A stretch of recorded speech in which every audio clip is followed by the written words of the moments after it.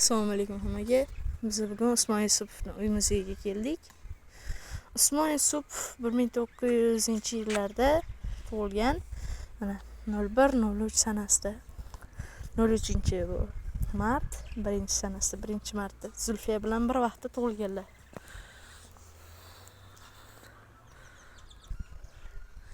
Keyin bu uyda bo'lsa 1947-yil va 1966-yillar oralig'ida yashab o'tganlar. Partiya asosida davlatni boshqarganlar. Usmon Yusupovich Yusupov.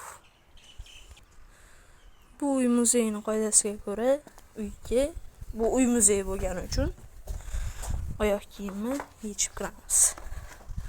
Qoida bo'yicha. Keyin mana shu yerdan kirish, dahliz, hol. Holda bo'lsa mana uyni maketi, kirish xonasi, mehmonxona, ishxonasi, yotoqxonasi va Yusupovning Stepanovich xonasi. Shu maket bo'yicha xona joylashgan. Ko'zguli javon. Ularning oilaviy rasmlari. Esa kitob.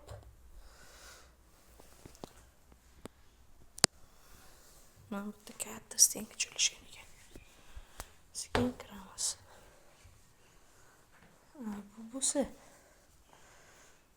idishlar bo'yicha qizi tomonidan jo'natilgan bu idishlar bu yerdagi xodimlar ishlatilishi uchun.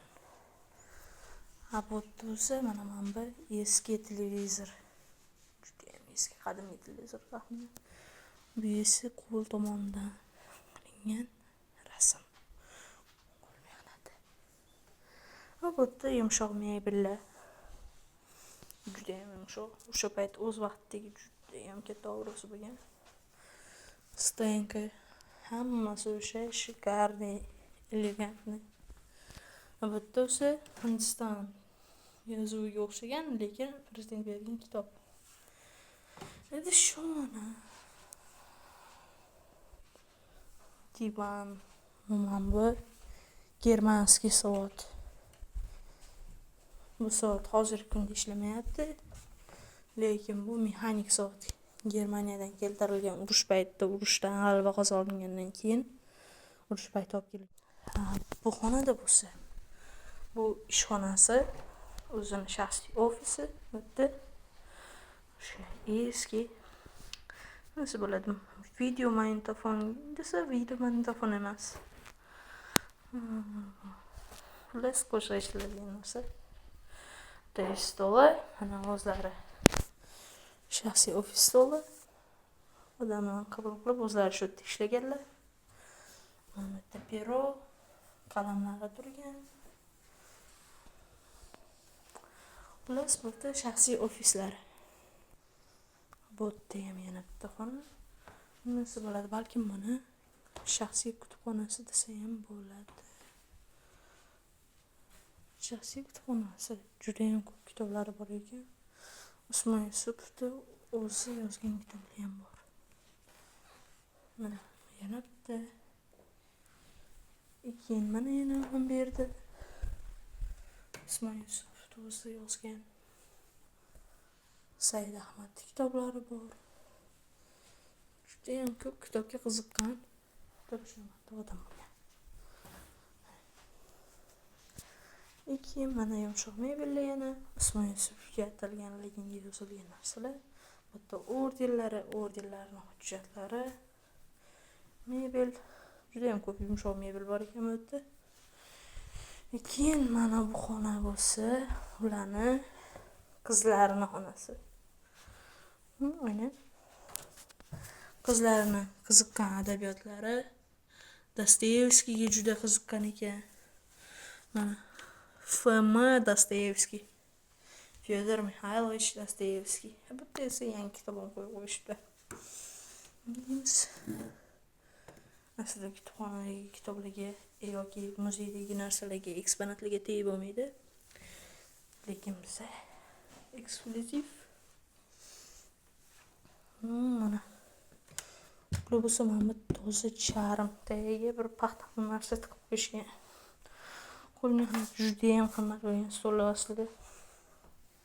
Qizlarning xonasi.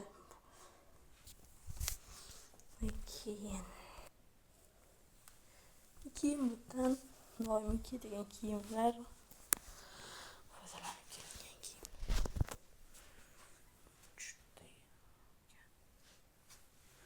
Mana bu koja.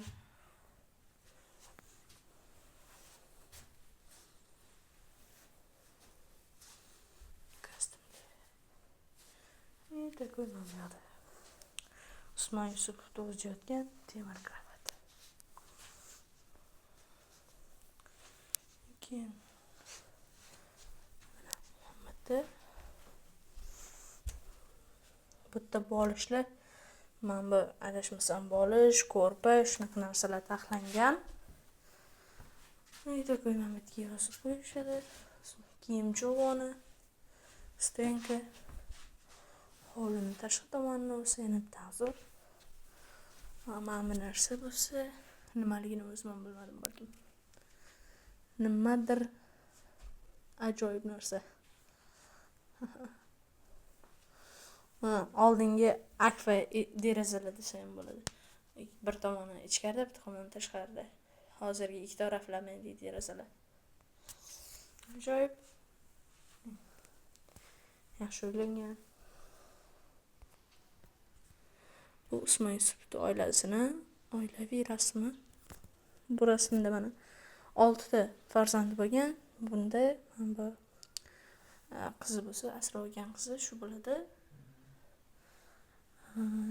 Jam 6 ta farzandlari bor. Bu yerda bo'lsa madaniyat va san'at arboblari Usmon Yusupovning uyida mehmon bo'lgan. Mana bu yerda ko'rishingiz mumkin. Zulfiya xonim, Maqsud Shayxzoda, Usmon Nosir kabi madaniyat va san'at arboblari shu yerda o'tirishibdi. Hozirgi kunda Usmon Yusupovni 6 ta bolasidan bitta farzandi tirik qolgan.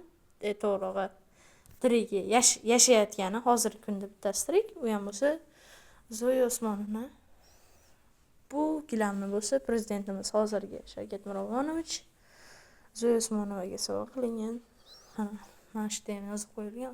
O'zbekiston Respublikasining prezidenti Shavkat Miromonovich Mirziyoyev Usmon Yusupovning 120 yilligiga qizi Zaira Zoya Usmonovaga Protchenko Usmon Yusupov uy muzeyiga taqdim etdi.